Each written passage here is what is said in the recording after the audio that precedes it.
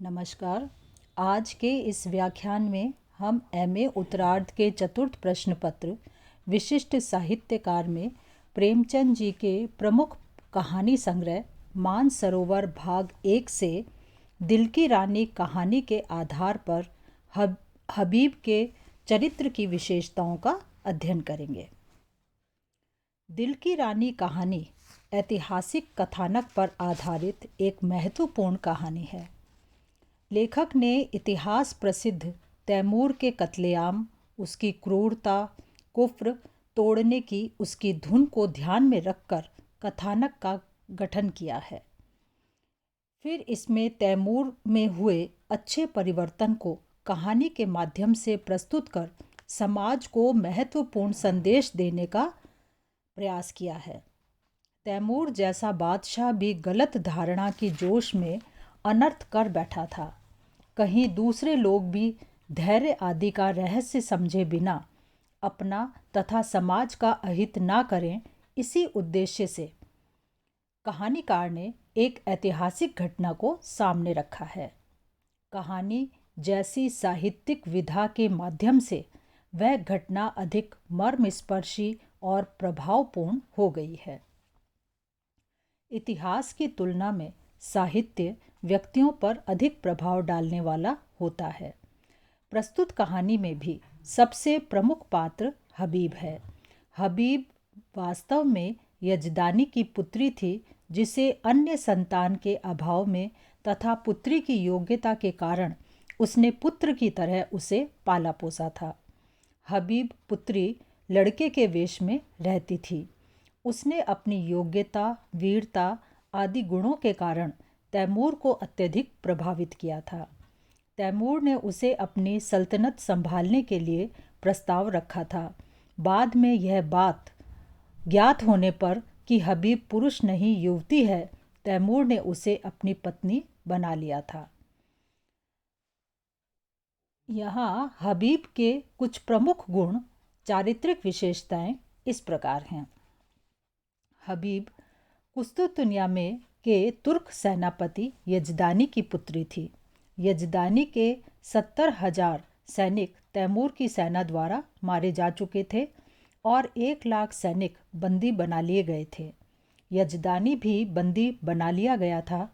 तैमूर ने यजदानी से पूछा था कि तुम क्या चाहते हो, जिंदगी या मौत। तब यजदानी के पीछे पुरुष वेश में उसकी पुत्री भी खड़ी थी, जिसे हबीब नाम से जाना जाता था। तैमूर के सामने सैनिकों सहित पिता के बंदी रूप में उपस्थित होने के समय से हबीब सामने आई थी। यजदानी के कोई पुत्र ना था, यह उसका दुर्भाग्य था। तब यजदानी बेटे का अरमान बेटी से पूरा करने लगा था। लड़कों की ही भांति उसकी शिक्षा दीक्षा होने लगी थी। वह बालकों के से कपड़े पहनती। हबीब लड़कों की तरह घोड़े की सवारी करती, शस्त्र विद्या सीखती और अपने पिता के साथ प्राय खलीफा के महलों में जाती और राजकुमारी के साथ शिकार खेलने भी जाती थी। हबीब ने दर्शन, काव्य, विज्ञान, अध्यात्म का भी खूब अध्ययन किया था। वह पूर्णतया योग्य बन गई थी, जिसका प्रमाण उसने तैमूर जैसे क्रूर शासक को सच्चा इंसान बनाकर दिया था।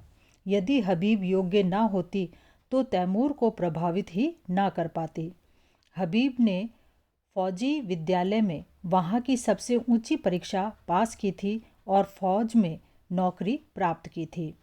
शस्त्र विद्या और सैन्य संचालन में वह इतनी निपुण थी कि खलीफा वायजीद ने उसे एक हजारी मनसब बना दिया था।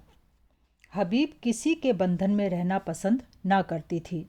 महिलाओं और पुरुषों की तुलना में अनेक बंधन होते हैं।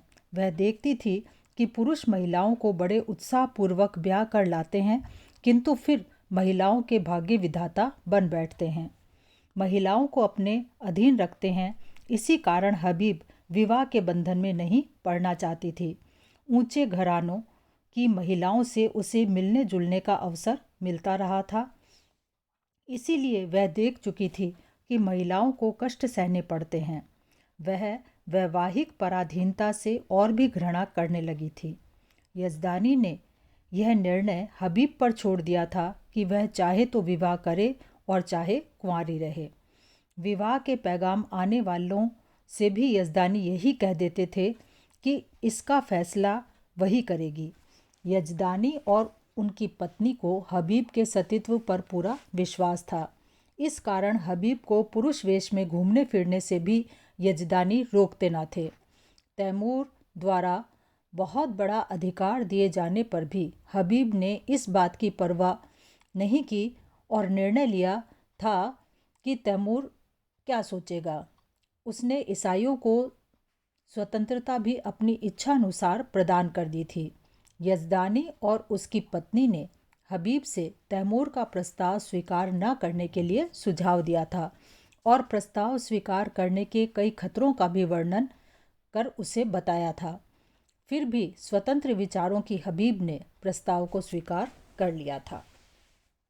हबीब उन लड़कियों में से नहीं थी जो सुंदर होकर ऐश्वर्य विलास में ही अपने सौंदर्य की सार्थकता समझती हों। वह स्वतंत्र विचारों की होकर गलत आचरण करके भी उच्छृंखलता का परिचय नहीं देती थी जिससे उसके माँ बाप को लज्जित होना पड़े। वह संसार के कल्याण के लिए, मानव जाति की भलाई के लिए काम करना चाहती थी।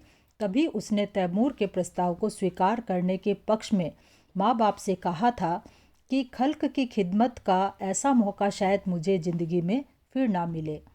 इस मौके को हाथ से खो देने का अफसोस मुझे उम्र भर रहेगा। वह जानती थी कि तैमूर ने असंख्य बेगुनाह लोगों का खून बहाया था, इसलिए वह चाहती थी कि खून खराबा, हत्या, लूट से जनता का बचाव किया जाए तो यह जनहित का बहुत बड़ा काम होगा। उसने कहा था कि आज खुदा ने मुझे वह मौका दिया है कि मैं उसे दिखा दूं कि मजहब खिदमत का नाम है। उसने ईसाइयों पर तैमूर द्वारा लगाए गए जाजिया, घंटा बजाने का प्रतिबंध आदि दूर करके भी ईसाइयों की सेवा ही की थी। अन्यथा विद्रोह करने पर उतारू ईसाइयों को तैमूर की विशाल सेना द्वारा मार ही दिया गया होता। वह विद्रोह सहन कैसे कर सकता था? उसने इस महान कार्य मानव जाति की सेवा के कार्य के लिए वह अपना जीवन भी कुर्बान कर देने के लिए तैयार थी। और मान लीजिए कि नाकामी भी हो, वह कहती कि मान लीजिए नाकामी भी मिली तो क्या सच्चाई और हक के लिए कुर्बान हो जाना जिंदगी की सबसे बड़ी शानदार फतह नहीं होगी? हबीब महिला थी, सुंदर थी, परंतु निडर और बहादुर भी। उसे अपने प्राणों का भी खतरा ना था। जब 1,00,000 सैनिक और सेनापति तैमूर द्वारा बंदी बना लिए गए थे, तब हबीब ने निडरतापूर्वक तैमूर को उसकी त्रुटियां बताने का आश्चर्यजनक साहस किया था। उसके पिता को भी डर था कि तैमूर हबीब को इसके लिए दंड देगा, इसलिए पिता ने तैमूर से क्षमा याचना भी कर ली थी। हबीब ने तैमूर से कई प्रकार से साफ साफ शब्दों में सच्चाई स्पष्ट की थी और कहा था कि तैमूर की कमियां ही व्यक्त हुई थीं, किंतु वह कहते हुए भी हबीब को कोई भय नहीं हुआ था। जैसे उसने तैमूर से कहा था कि इस ख्याल को दिल से निकाल दो कि तुम खुरेजी से इस्लाम की खिदमत कर रहे हो। एक दिन तुम्हें परवरदिगार के सामने अपने कर्मों का जवाब देना होगा। तैमूर की जिंदगी में इतनी निडरता पूर्वक किसी ने भी ऐसा कहने का साहस नहीं किया था। आज जीवन में पहली बार उसे निर्भीक शब्दों को सुनने का अवसर मिला था। उसके सामने बड़े बड़े सेनापतियों, मंत्रियों और बादशाहों की जबान भी ना खुलती थी। तैमूर ने हबीब की इस निडरता और साफ गोई के लिए उसे सराहा था और कहा था, मुझे इस जबान में किसी फरिश्ते की रूह का जलवा नजर आता है जो मुझ जैसे गुमराहों को सच्चा रास्ता दिखाने के लिए शायद भेजी गई है। हबीब वास्तव में तो लड़की थी जो पुरुष वेश में थी। वह सुंदर थी। तैमूर ने उसके सौंदर्य की बड़ी प्रशंसा की थी और कहा था, हबीब, खुदा ने तुम्हें वह हुस्न दिया है कि हसीन से हसीन नाजनीन भी तुम्हारी माशूक बनकर अपने को खुश नसीब समझेगी। उसने कहा कि तुम जब घोड़े पर सवार होकर निकलते हो तो समरकंद की खिड़कियों पर हजारों आंखें तुम्हारी एक झलक देखने के लिए मुंतजिर बैठी रहती हैं। हबीब जिस तरह से तन से सुंदर था, उसी तरह उसका मन भी सुंदर था। उसमें मानव मात्र के हित का भाव था। तैमूर ने उससे कहा था कि तुम जिधर से निकलते हो मोहब्बत और रोशनी फैला देते हो। जिसको तुम्हारा दुश्मन होना चाहिए था वह भी तुम्हारा दोस्त है। इस तरह हबीब इतना प्रभावशाली था कि जो भी उसके संपर्क में आता था उससे प्रभावित हुए बिना ना रहता था। तैमूर ने स्वयं प्रशंसा की थी कि हबीब मनुष्य नहीं फरिश्ता है। स्वयं हबीब को अपने ऊपर इतना विश्वास था कि वह दूसरों में इंसानियत जगा सकती है। मुझे यकीन है कि अमीर तैमूर को मैं अपनी दियानत, बेगर्जी और सच्ची वफादारी से इंसान बना सकती हूँ। हबीब अपना प्रभाव इसलिए भी डाल पाता था कि उसे आदमी की परख थी। जिस तैमूर को सब खूंखार समझते थे, उसके बारे में हबीब का विचार था कि वह दिलेर है मगर बेरहम नहीं। तभी वह उस व्यक्ति के अनुरूप आचरण करता था और उसे प्रभावित कर लेता था। तैमूर को तो हबीब के पास स्वर्ग का सा सुख मिलता था। उसके बर्ताव ने उसे पूरी तरह से मुक्त कर लिया था। हबीब तुर्क था। वह इस्लाम धर्म का रहस्य अच्छी तरह जानता था। उसने उस धर्म का सच्चा स्वरूप स्पष्ट करके ही तो तैमूर को इस्लाम धर्म को सही जानकारी करवाई थी। उसने कहा था कि क्या किसी का कत्ल ना करने वाला इस्लाम धर्म का व्यक्ति नहीं माना जाएगा। हबीब ने इस्लाम तथा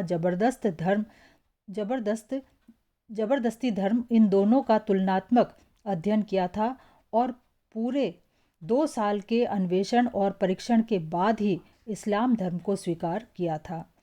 उसके माँ बाप ने भी धर्म बदलकर इस्लाम धर्म अपनाया था। उसने तैमूर के मन में यह बात अच्छी तरह बिठा दी थी कि इस्लाम बेगुनाहों का खून बहाने की इजाज़त नहीं देता है। उसके समझाने से तैमूर में परिवर्तन आया था और वह समझ गया था कि मस्जिद में अजान करने की तरह ईसाइयों को भी गिरजाघर में घंटा बजाने का अधिकार है। जो दूसरों का हक छीनता है वह काफिर है। जो दगाबाज, स्वार्थी, गरीबों को सताने वाला है वह काफिर है। किसी को काफिर समझना कुफ्र है, क्योंकि सभी तो खुदा के बंदे हैं। इस प्रकार कहानी में लेखक ने हबीब के चरित्र की अनेक विशेषताएं स्पष्ट की हैं। हबीब की एक सच्चे इंसान की तस्वीर सामने आई है। वह सभी मनुष्यों को समान मानता है, सभी धर्मों को समान महत्व देता है। मानव मात्र की खिदमत करना, किसी को कष्ट ना देना ही धर्म मानवता है। उसका चरित्र दूसरे व्यक्तियों को प्रेरणा देने वाला है, इंसानियत सिखाने वाला है। धन्यवाद।